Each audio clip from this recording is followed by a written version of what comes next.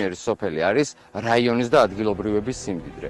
მე უკვე გესაუბრეთ მაწიმსა და რაჭის-უბანზე და მათ სილამაზეზე ხაზგასმა აღარ არის საჭირო. თუმცა დღეს მინდა გელაპარაკოთ რაიონის ერთ-ერთ ყველაზე შთამბეჭდავ და ამავდროულად დაუფასებელ სოფელზე. ეს არის ფონა.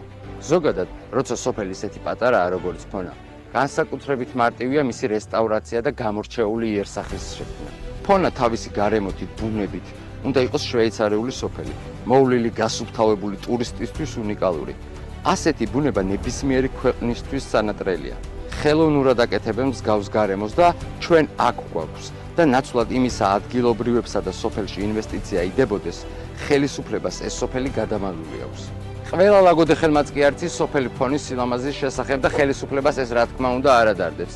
ჩვენი გუნდი კი მუშაობს იმაზე, აბსოლუტურად ყველა სოფელს ლაგოდეხის რაიონში ადგილობრივების რეკომენდაციით კონდეს ინდივიდუალური სოფლის განვითარების გეგმა. დაიმახსოვრეთ, ჩვენ ერთად ისეთ რაიონს შევქმნით, ისეთი ქალაქი და სოფლები გვექნება, რომ აბსოლუტურად ყველა ვიამაყებთ ჩვენი ევროპული ლაგოდეხი.